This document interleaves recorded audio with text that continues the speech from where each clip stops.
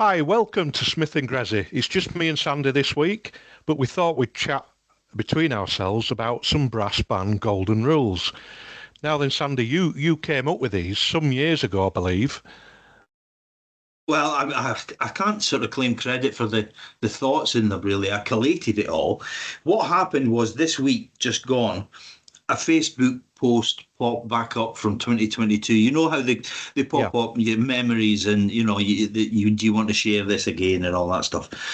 And it reminded me, that I put these out because I was getting slightly frustrated back a couple of years ago about some of the basic things in banding, people either not being aware of it or not seeming to care about them much.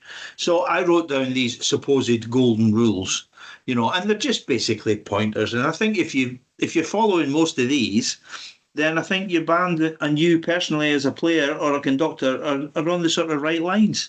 So anyway, I yeah. reposted it this week, and I got a load of comments again and all that sort of thing. And from people that you think, yeah, you know good ideas sort of thing. So Yeah. it's just to share them with everybody, really. So I'll kick off the first one. It goes like this. The quality of having any given piece of music is not determined by how hard, easy, busy, or empty your personal part is. Yeah, that one got me going. That was one of the most obvious ones because certainly whenever we announce area test pieces or finals test pieces or whatever, there's inevitably a plethora of sort of, I play the bass trombone and there's no in it for me. And all this sort of thing, as if we're supposed to supply them with a personal sort of, I don't know, Wish something. list of a part. Yeah, every as if we go through every test piece and then we think that's a great piece that, but there's not much for Ripiana in it, so we'll not choose that. It doesn't work like that. No. There was one instance just recently, so we have obviously announced the regionals pieces for 2025, and in one of the comments pages on Facebook there was comments flying about the usual stuff.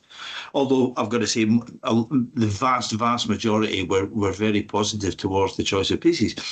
There was someone put on, I think this person was a percussionist.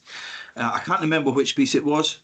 Is one of the sort of middle-ish section ones. Maybe section one, I think it was now. There's nothing in. What am I going to do for 4 months? Was the question. Well, for a start, 4 months seems a bit excessive. We'll get onto that in a minute with the second golden rule. But Yeah. what am I going to do for 4 months? I'm a timp player. There's nothing in it for me. So I thought my immediate thought was, I'll tell you what. If you're a percussionist and you're only playing timps, how about learning to play the Glock or the xylophone or Yeah. the tambourine or something? I don't know. But make yourself more useful to your band by Instead of waiting for a learning. timp part. Yeah, learn the other instruments. And if you've got to be a bit more proactive and versatile than that. I was seriously suggesting that we're picking test pieces based on the busyness of the timp part. Yeah. It's never ever going to happen. Never It's has, strange never how will. people think, isn't it? Yeah, but I mean, I know why it is, and it is hard, a really bit sometimes for us, because of the things we've done, Mm. to appreciate how central to the whole banding calendar the regional contest is for most people. You Yeah, know, I'd never realised, to be honest, but I do now. Um, it seems to be they look forward to these regional contests like a lot. yeah, It's their year. A lot of them. And that there's no wrong with that. But no, no, not at all. But I just think that this idea of basing your satisfaction on your individual part, and I've never played a piece of music yet where there wasn't something in it to interest you, or you could make yourself really useful to the team effort yeah, by just playing whatever you've got to the best of your ability and fitting in. I mean, I did but mention before long ago in the podcast about that European piece, that Chia Seria, where I had yeah, 64 bars of middle E, and it was horrendous to play. But I tried to make them the best Middle E's that I could play, and then they were in tune and whatever else, you know. You just have to get on with it, suck it up, you know. I used to look at a piece, and if it were quiet on my end, I used to think happy days. But Well, what I did do, like you say, I'd make sure that what I did have to play was absolutely yeah, perfect. that's how you have to go about it. And I think you've got to get over that sort of thing. I mean, we all know stories, you know, whenever we've got test pieces out, you know, the envelope be ripped open, people will be looking at their own part to see, did it have a solo? Did it have a, you know, is there anything big in it? Or maybe Yeah, people wanted that, maybe they didn't want it. Just, you know, it just depends. But I would just say, you know, the quality of a piece is not determined by your individual part. Which brings yeah. us on to the second one, which is a bet. So the second golden rule: test pieces do not need to be worked on for months on end. If you have to spend more than a month on any one single piece of music, then your band is competing in the wrong section. I think that's about right. I Um, completely agree with that.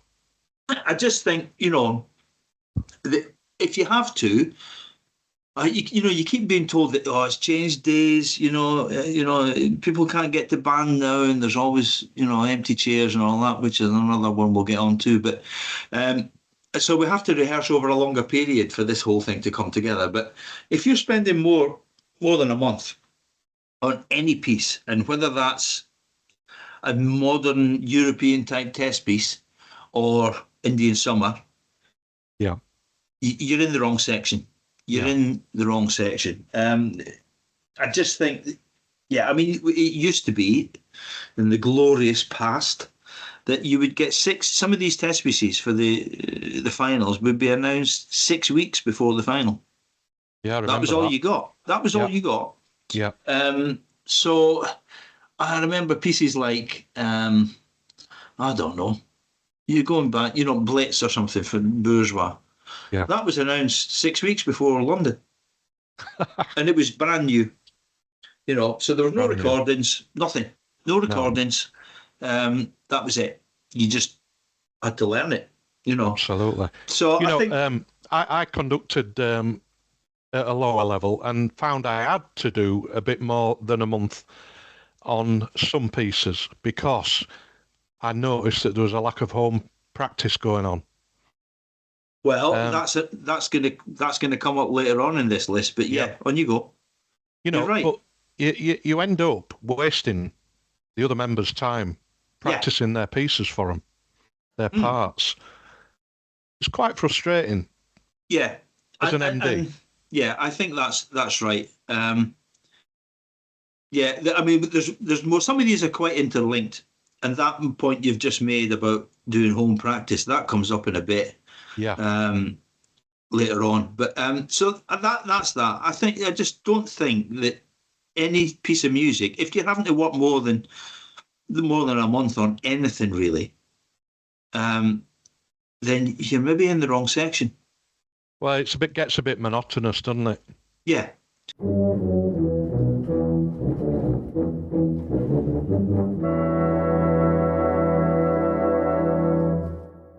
That moves it on to number three, Sandy. The quality of any music is not determined by the date of its composition. There is an abundance of good and bad music from any time period. Yeah. I think that's just absolutely nail on the head. I'm claiming no credit for that whatsoever. If I'm thinking correctly, it's either it's Louis Armstrong or Duke Ellington or Count Basie, one of these sort of guys, saying there's no such thing as old and new music. It's just good and bad. And Exactly. that's Yeah. and I think that was where I first heard it. Yeah. So I'm absolutely no credit for that. But these guys were proper top notchers. You know, Yeah. And um, there is a tendency, isn't there, in brass bands to think that older music is bad. I think some of that is a fear factor. I think some of it and you can tell depending on who's saying it, they don't understand the music. No. And they maybe don't want to put the work in to understand it. So all of these things are interlinked. So they just say, "Oh, why are we playing this yellow music? This brown music's rubbish," And we've talked about this before, but Orsini overtures being played by Claudio Abbado and the Chamber Orchestra Europe, absolutely scintillating, like it was written last week. Yeah. And it's how you make the music sound. So I really think bands fall for this hook, line, and sinker sometimes, and certain types of players go for it as well, because some of the harder pieces to play are the older ones, Yeah. because You, they need style. you might laugh now, Sandy, but I'm a big fan of Andre Roux. Yeah, you've told And me that before. yeah, and I go to his concerts whenever he's in Nottingham. We always get a ticket, and I always enjoy it because he's playing old standards to such a high level. Hmm. And it's really well put together, and it's so enjoyable. And there are thousands in that audience, not a I couple of know. hundred, No. thousands. They have them in the arenas and big Yeah, places, don't they? It's not just yeah. filling Huddersfield Town Hall or somewhere.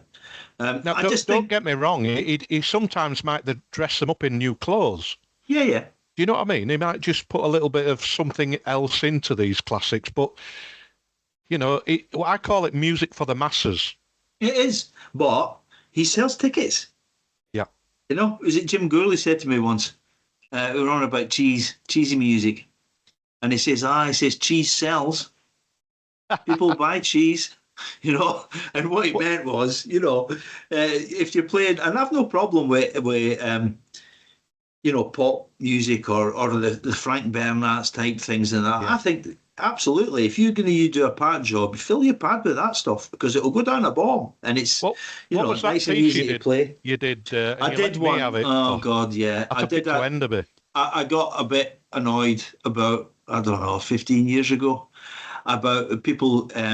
They were taking the mickey out of the likes of Edric Siebert and Frank Oh yeah, Bernards and all that. And I thought, wait a minute, if it wasn't for, in our day, Edric Siebert, we wouldn't have learned how to play. no, Eye level and Connecticut capers and all this stuff. yeah, We played that as kids, and yeah, nowadays Frank Bernards is the sort of he's providing all that stuff, and it's easy to play. You have a few players missing, you still make it sound good. Of all these pop things, I've got no problem at all in the right place, yeah. right? And I did. I wrote a piece. It was all 70s sort of knock three times, that Yeah, there YMCA, was some good stuff in it. all that sort of stuff. And there was loads of it, and I called it vintage cheese. You And know what? honestly, I've It went conducted down the it. best number on any of our concerts that I did. know. You know It was why? brilliant. It's because people know the tunes, Yeah, right? People know these tunes. Kids at school know YMCA and all this sort of stuff. So I have no problem. That's in some people's mind old music. yeah, And good or bad, it's what you use it for, isn't it? yeah, Vintage cheese would be rubbish at the Bridgewater Hall on a gala concert, right? It yeah. wouldn't really work. No, But if you're playing on Weatherby Bandstand, it's perfect. absolutely spot on. Yeah. Yeah, So and likewise, you wouldn't play, I don't know, the Lost Circle on Weatherby Bandstand, right? Because it would just be a waste of time, right? So whatever the music is from whichever era, I just think you've got to be a bit more savvy than just. It's not. It just like it says. It is not determined by old or how new it is. You hear some new music, especially band stuff, yeah, concert stuff. We're not talking test pieces, and it's dire, yeah, badly written, right? yeah, And you also hear some really good stuff written as well, which is ideal for concerts. You've got yeah, to pick and choose. You've got to be quite more. What do we call it? Quality control. We're always on about the yeah. quality control of the music has to be better, and that So comes it's from everybody. so it's only good and bad, not I new and no, old. it's not for me. I No, don't give a monkey's when it was written. yeah, The next one.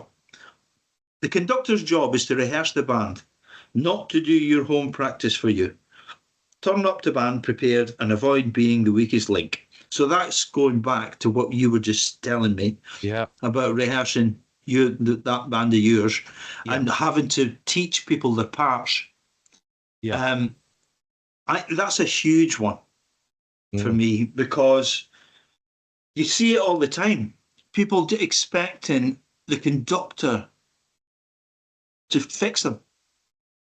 And I know there will be an expectation. That's why the conductor is there. They're supposedly more skilled, well-read, whatever you want to put it. They can help, and yeah, they will help, and they will. We all know great conductors who are good at the teaching side, sort of basically, so they can help players sort themselves out a bit. But the conductors are there to interpret what's there. I mean, if you take it to the ultimate degree and you look at an orchestra, and we know we're talking about professional musicians, they're just expected to play. The conductor is there to shape the thing and make music, make their version of whatever they're playing up, not waiting for clarinet players and trumpeters and violists to learn how to play the part. They turn up, and that's how we should be trying. I think in bands, we should be doing more home preparation. And that in turn then gives the MD of any band and the members who do their home practice time to get real colours, articulations, all the different things out of these pieces, but they've got to do that work at home. What you don't want is you don't want players sat with their heads buried in their own part and not being aware of what's going on around them. You've got to get to a stage where you're comfortable enough playing your part that you're aware, and this is an awareness thing as well, which I think is there in the top players. That when they're playing their part, they know, once you've practiced it, a couple of times, you know what's going on. You know that this bit coming up at letter T that's with the baritone. I'm a horn player, obviously, but this bit's with the baritone, so I need to be listening for them. And then I've got this little bit of tune here is also on the sop, so I've got to be aware of what they're doing as well, both the intonation and the way they shape it, breathing, all that stuff. But you've got to know your part well enough, and it's almost like you're in two places at once. You're following the conductor and playing your part, but you're aware of all this other stuff at the same time. There's this lack of awareness you get when people are just still trying to learn their own part. Yeah. And so the next golden rule, Sandy, I'm going to enjoy this one, I think. Warming up before band is to prepare you for the 2-hour rehearsal to come. It is not playing the final variation of Carnival of Venice and or random top Zs in a vain attempt to impress casual listeners before your lip gives in. Yeah. We've been there and worn all them T-shirts, haven't we? We've seen it. Yeah, we have. It is an affliction of... Well, I mean, I think we both probably first came across it when we were kids, right? Yeah. And we were talking about this a couple of weeks ago, but when you're learning and you're starting to get a bit cocky, and I was talking actually with Morgan Griffiths yesterday about this, and he was on about Edward, his son, being in a solo contest, and the last one he went to, he didn't really prepare for it, and Morgan gave him a right telling off. Yeah. And he says Edward realised that he had let himself down. And he's just gone to another contest, and he's done the preparation and he's won it, right? So he's learned the lesson, and we all learn the lessons of it. But I remember as a kid, you start to, you get a bit of technique, and you sort of, you fancy your chances, and you're about 14, 15-year-old. I've still got cassettes of this sort of stuff. So when I was at school, we used to go, Andy Duncan, me, Marty Wilson, all this trombone player, used to go to solo contests. There was tons of them at the time. Yeah. And I've still got cassette recordings of Andy playing Grandfather's Clock on the baritone. Yeah. Me playing Arbin's Carnival of Venice on the flugel, I think. I think it was slightly after. I was about 14, 15. And you're a bit cocky, and you're sort of doing all that, and you're trying to show off. And at that age, you're trying to show off to the girls as well, sort of thing. And before you know it, your lip's gone. Yeah. And you ended up doing it at band, and we've all seen in years further on, people come to band and try and impress before the band rehearsal by playing all these sort of things, flashy solos and all that, and then they sit down in band and they can't read and they can't, No. sustain, and they can't, they're knackered after, an hour. And you just think, yeah, you don't sound so hot now on the last movement of Carnival of Venice, and I Yeah. just think that, yeah, it's a hard one to learn. I think most people would readily learn it. But I'll yeah, never forget, I learned some of the Arbon Carnival of Venice. As a double B player, it's right, quite difficult to play, obviously. And I got a couple of variations off, and I'll never forget John Davis. We've been in sections together a long time, and I rattled this one variation off warming up, and he turned round and he went, and the rest, right. knowing damn well I couldn't play the Yeah, rest. yeah, yeah. I know. So yeah, you see it all the time, don't you? And it is the sort of naivety of youth. We've all been there, done it, got the Yeah. t-shirt, but yeah, it's a bit of a waste of time. And warm up properly before band. But I Oh mean, yeah. that's another thing we're talking about is, and this isn't on the list, but this getting to band on time so that you can warm up. So you're not just taking it out the case and blowing some hot air through it and then going straight into whatever you're playing. You're Yeah. not warmed up. That has happened to me only on one or two occasions, and it was a nightmare. Yeah. I mean, the opposite effect when you were probably at Ferries at the time, but when Jim Gourley was taking us, yeah, you might have gone by then. Yeah. Yeah. Uh, and we used to start at 7 o'clock in Ferries, and everybody was there early to warm up, and Jim would look round and it'd be like 6:45, and everybody was there. Yeah. So Jim used to say, "All right, everybody here, well, we might as well make a start then, right? Okay, here we go. This is," and off we went, 6:45. And people were getting cheesed off with this because they'd arrived at that time in order to get the warm up done. Yeah. So Muggins was delegated to go and tell him, Jim, can we still start at 7, please? Because people are getting here, you know. Oh, yeah, I'll do that. But he was just so keen to do it. He Yeah. just thought, everybody's here, we'll make a start. Yeah. But people weren't getting that 10 minutes, 10, 15 minutes to do proper warm ups. Yeah. In So order important. to start. It is so important, So, yeah, that's that one, warming up. The next one.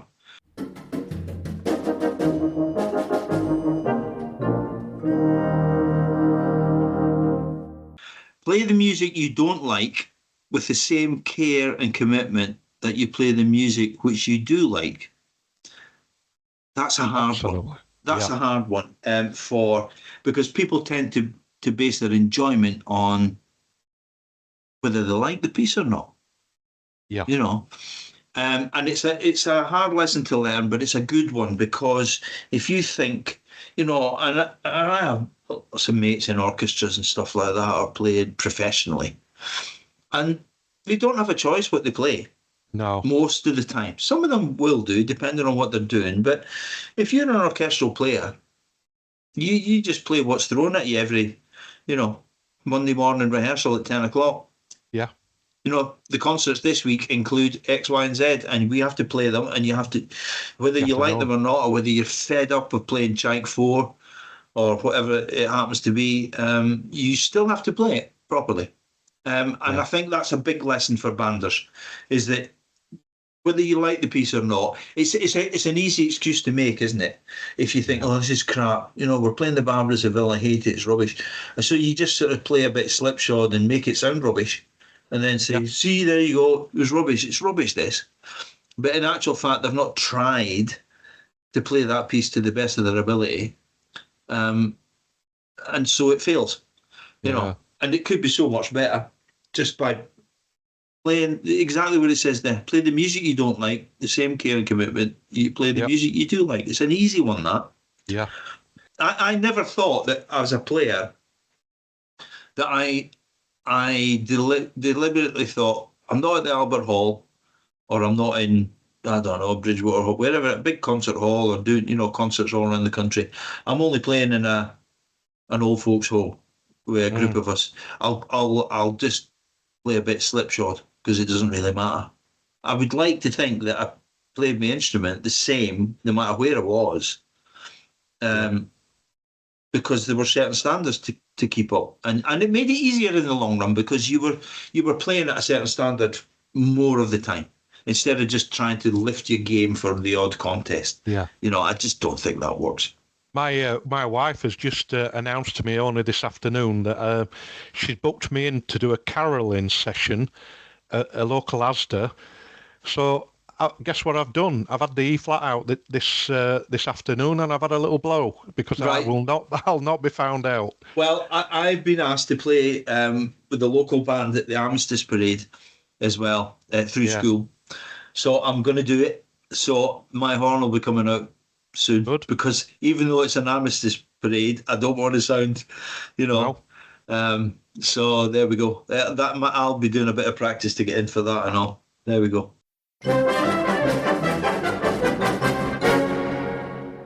So, Sandy, there's that one you sent me the other day. I quite liked it. Don't be upset with the results you didn't get from the work you didn't do. Yeah. Now, that popped up on Facebook somewhere, and I'm terrible for screenshotting these things or saving them and all that. And I thought that's pertinent for all sorts of things. So for school, obviously, it's for certain kids that would be useful to getting them to think. But I thought it applied also to playing, and we're not talking just about contest results. So idea. It's all playing in general, isn't it? It is. I was just, don't be upset with the results you didn't get. So that could be contest results, obviously, but it could also just be the results that you didn't get in your playing because of the work you didn't do. I mean, basically, it's saying is hard work, practice pays off, which ties in with a lot of the things we've already talked about on this. Yeah. The amount of preparation you do, the amount of background work you get out of it, what you do, and I think there's a bit of it goes on in bands. You hear stories about, we've not had right good rehearsals because we can't get people, to come, everybody to come all the time and all that sort of thing. And then they worry why, they wonder why they've ended up sort of, way down the list. It sort of reminds me of that Daley Thompson quote, when somebody once asked him, why do you train on Christmas Day? Yeah. And his reply was, because I know nobody else will. Yeah, I remember that. There's a great documentary on BBC iPlayer at the minute. I hope it's still there. It's definitely worth a watch.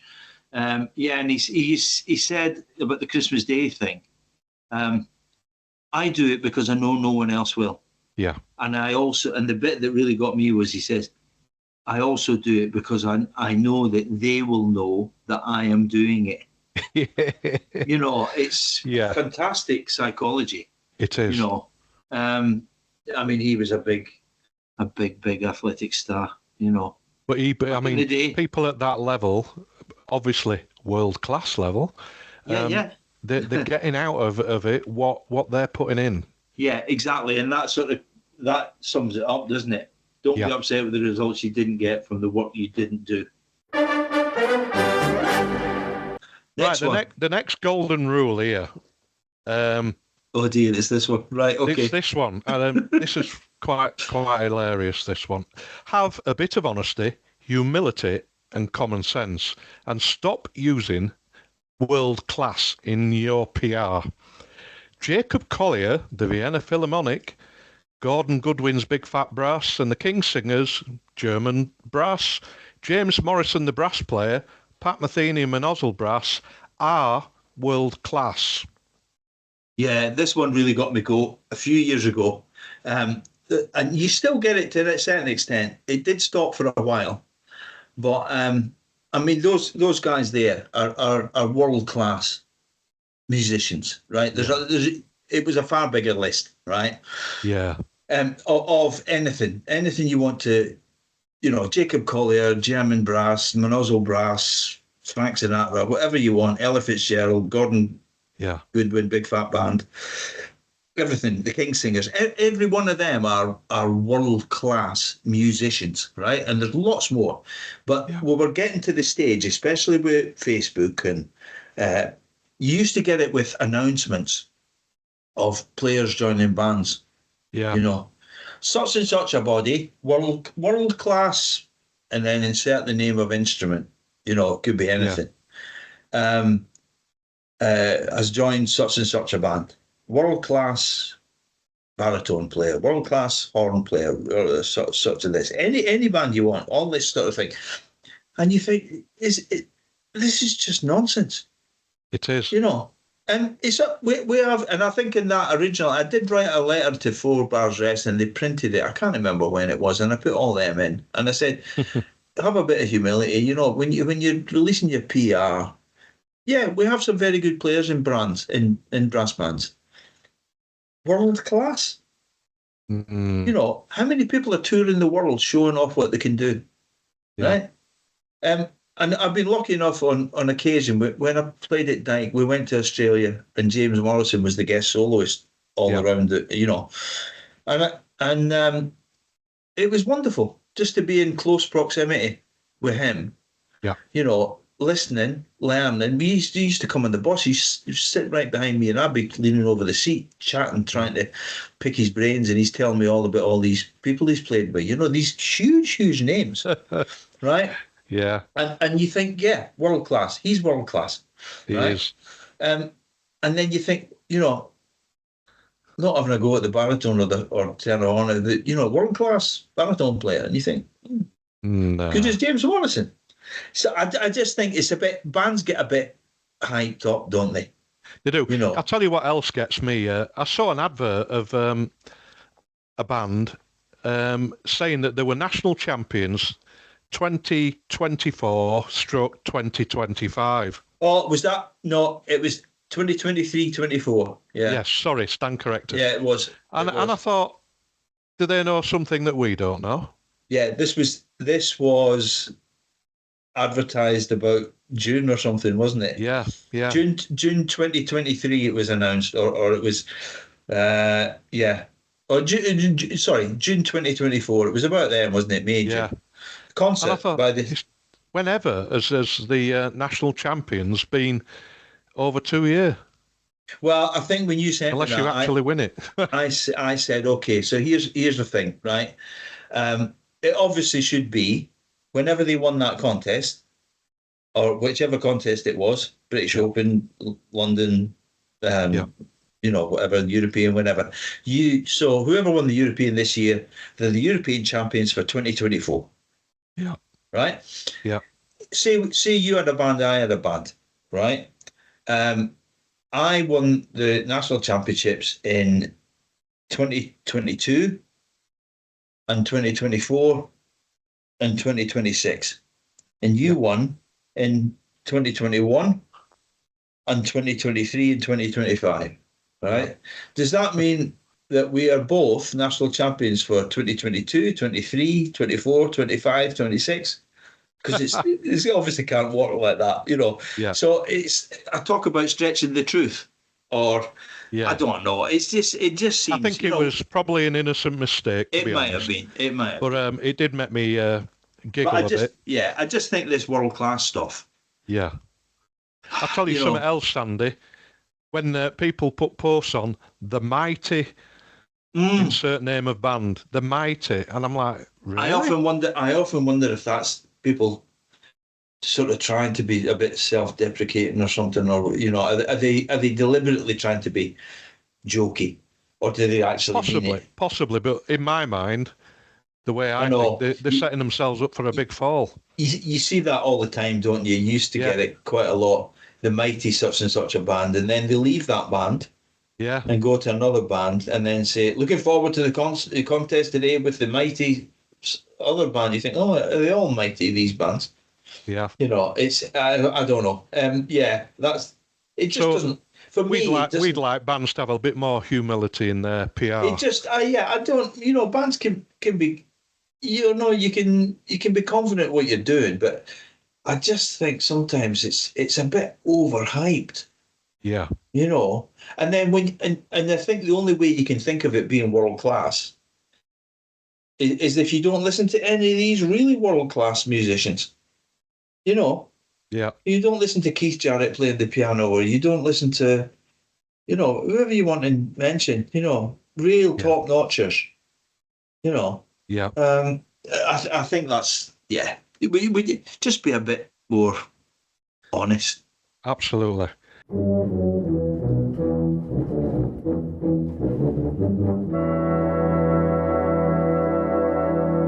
Go on, then. You're on the Next one. Okay. Players. This is one for players. Remember that conductors cannot rehearse empty chairs. It's that simple. Absolutely. It's that simple. I mean, we've both been there. Yeah. You know, I've been there with, very, very good bands as well. You cannot rehearse empty chairs.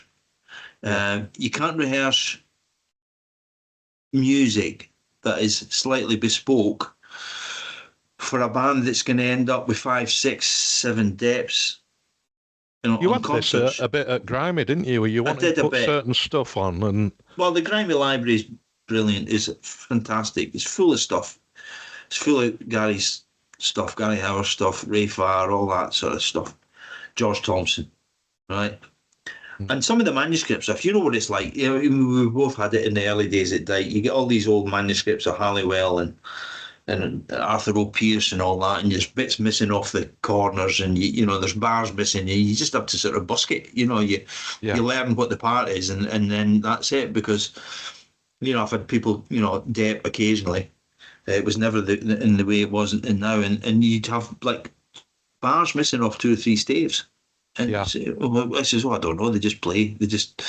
They obviously know it off by heart, But you can't play the bespoke music because you've got depths in there who can't read or who don't know it. Understandably, in some instances, but you end up having to play more bog standard stuff than the stuff you would really want to play. Some of Ray Farr's arrangements, which are spectacularly good. Yeah. Or Mr. Howard's arrangements, or compositions. And you would have depths in it, and they were clueless because they'd never heard these pieces, they'd never played them, they'd never seen them. So you ended up having to sort of not play them as much as you would like. Yeah. But the empty chairs thing is, you've been there in rehearsals, haven't you? You've told me that you have 2 rehearsals. One of the rehearsals half the band comes to, and the other rehearsal the other half come to. Yeah, they did. I mean, that's just nonsense. They did. And if we'd have gone to the contest with the half of the band that came on a Monday, we'd have won. But unfortunately, when they all went together, the lesser half dragged the better half down. Right. Okay.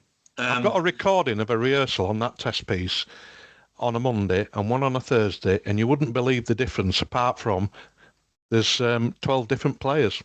Right. You can't rehearse. You just can't rehearse like that. So players have to understand that conductors, they're not Harry Potter. They're not wizards or anything that can magic a band to sound like a band without having the players there to rehearse. Something else that grabs me a bit, Sandy, we seem to be having players who seem to think they're a professional player playing with umpire bands when they really should be at their own band. That's going on, and I find that bizarre. I find it understandable in some ways because it's allowed to happen. Yeah. If it had happened in the past, it wouldn't have happened. No. Because you would have been out in your ear, and that would have been it. And there would have been replacements. Your problem you've got now is the gene pool is getting a bit shallower. Yeah. There's not as many players about. We all know that. We all know it's hard. It's tougher for bands. So these players think they can get away with it to a certain extent because, they're sort of, pretending to, I'm a professional. I'm getting me whatever it is for a gig playing with whoever else. You should be a band. I get the need to earn money, but we've all been in that situation. And I've always found if you want to play in a brass band, get a normal job. Well, I know, somebody who was a businessman and had worked hard for the business they got and was in a band with me, and he was raging at one of these young players who was trying this lark on and saying, you're supposed to be a member of this band and you should be here all the time. Yeah. Go and get a job. Get a job in Tesco's and come to band instead of pretending you're a professional player. Yeah. And your first commitment was to the band. That was always the way it should be.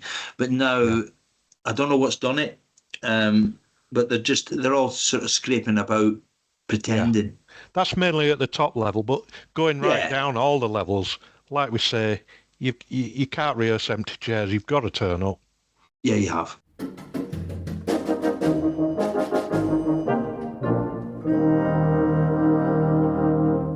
Go, give us the next one. Right, I've got this one. Conductors, avoid being a show pony. You look ridiculous. Yeah, Now, show pony conductors. I mean, that is a phrase that is going around, isn't it, or has been for a few years. These show pony conductors. So tell them what you mean by that. well, there's quite a few conductors that I know of. Copy conductors who they've seen. Now they might copy these people. I'm gonna use the name. They copy David King. Okay. Now, unless you've studied I've seen that. Yeah. David King intently and absolutely week in, week out for years on end, you would never understand why David used some of the gestures he does Yeah. and why he breaks bars up in some of the ways he does. He's a very, very clever man. Now, some of these people go on and try and look like David, but they don't realise the substance you need behind it to pull it off. Yeah. There is a lot of it goes on. I mean, I did look once on scrolling through Facebook, and God, yeah, it's easy to get roped in, isn't it?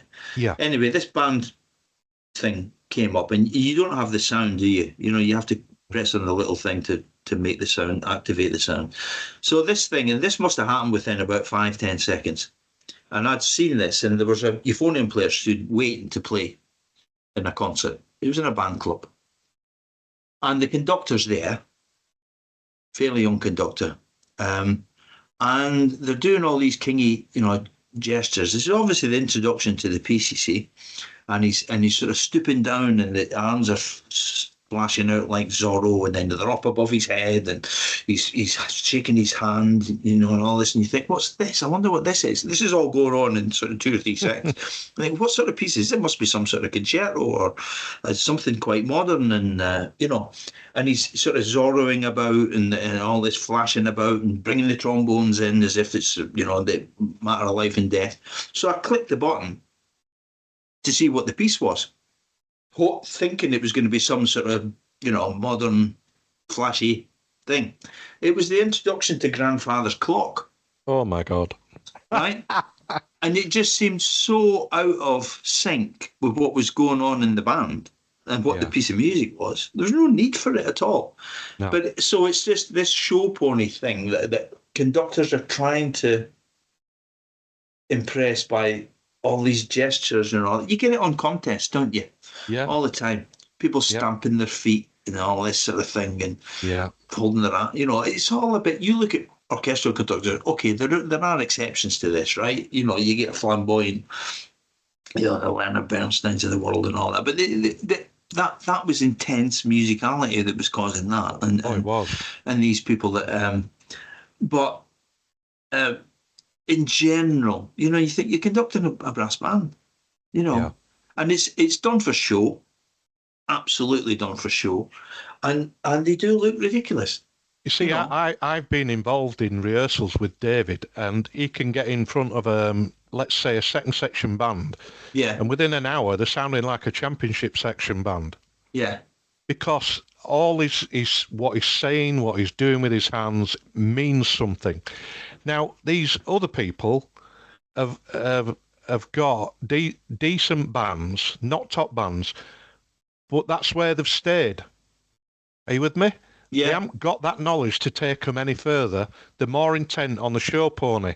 Yeah, it is true. So it's just evident to me. I've seen David actually do this up the level fantastically, and then,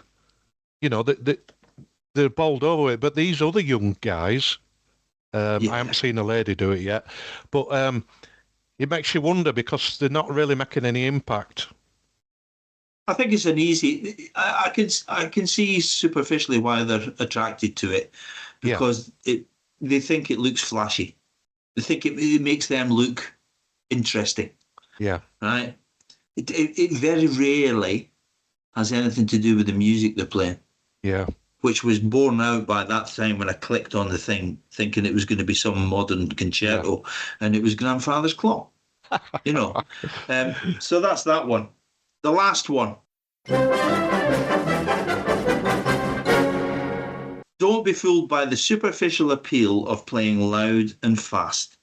It isn't difficult to do, but often sounds hard. There's a huge difference between loud and big. Utilising the softer dynamics is much more difficult and much more impressive. So that covers a few things in there, but they are all interlinked.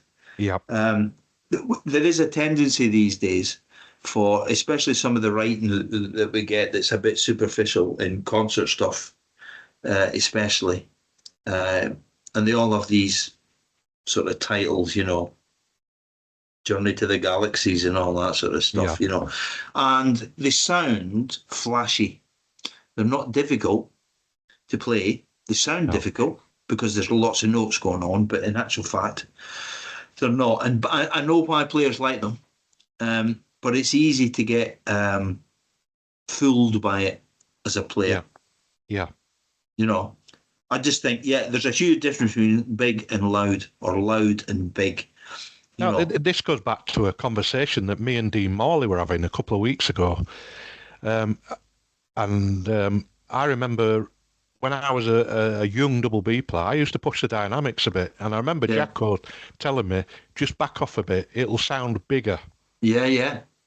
Back off, and it gets bigger. And it touches the sides of the hall rather than splitting the hall in two. Yeah.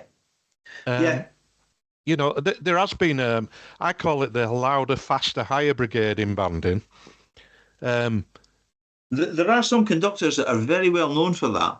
Yeah, there is.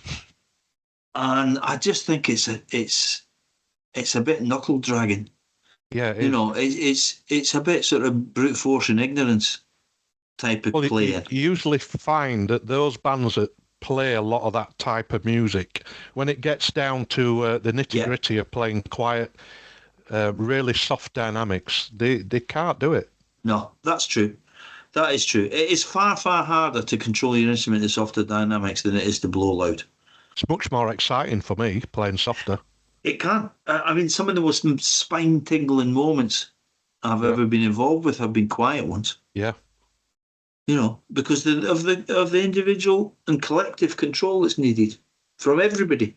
Yeah. You know, but it's I can see why, because it's not superficial. It's a bit more musically intense to be able Sandy, to do do you that. remember when John Clough used to get up and play a solo? Yeah. Makusla. Yeah, and he would push the dynamic down so far, and the band had to go with him. What a way of training. I'd be sat, you know, where the horns sit normally, and he'd be stood there about 10 feet away.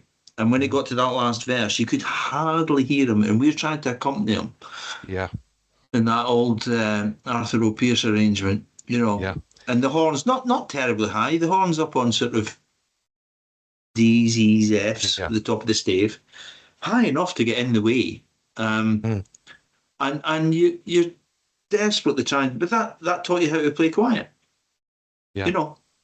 Yeah. And people would say, you know, I can hardly hear you. Well, play quiet, he would say. And that would be it. That'd be end the conversation. You know. But it was shove a mute in these days. Yeah, they would, or turn in. Yeah. Turn all the bells in or something like that, hang dusters over. Yeah. It's I just think that don't be conned by this superficial appeal of fast, loud music. No. You know, I heard some from an entertainment contest a couple of weeks ago. It's just sort of twaddle that was going on. You know, just stupid runs and all that are obviously under the fingers and just wazzling about. And you think, oh God, what's impressive about that? Nothing. Yeah. But there we go. That's the golden rules. According to Smith and Grezzy. Well, yeah. But I mean, they're not, I don't think that I can particularly take any credit for coming up with a lot of them. It's just common sense that I think if everybody applied some of those, to their own playing and their own bands would be in a better situation. So Absolutely. that's the end of that one. But we've got a lot of things coming up that we are going to be discussing, and it might be an idea if we mention a few of these, and if people want to email into our email address, with any sort of observations or questions or whatever, it might be handy. So we're going to talk about in future podcasts registration rules, because that's reared its head again. Widening the net for quality adjudicators as well, looking at adjudicators from outside the band movement and what the how that might be received in certain quarters. You know, having good musicians. And then entertainment contests, which is a biggie.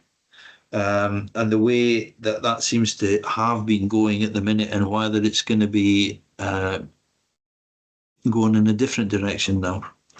From some of the stuff that's been happening recently. So there's lots to discuss, and I think if people have any questions about those, they can email in. They don't have to stick it up on Facebook or anything, just use the email address, and then we can use those questions anonymously if they want, and discuss some of the stuff, you know. So absolutely.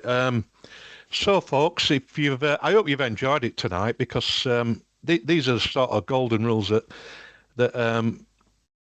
they really should be taken notice of. But we're just trying to help everybody. We're not here to dictate. So if you know, there might be one or two rules that you can relate to. Maybe not all, but that's up to you. Just try and take some of them on board, maybe. You know, concentrate on 2 or 3 and see if it makes any difference collectively to the band. So that's it for this week from Smith and Grezzy. Tune in again soon. Thank you.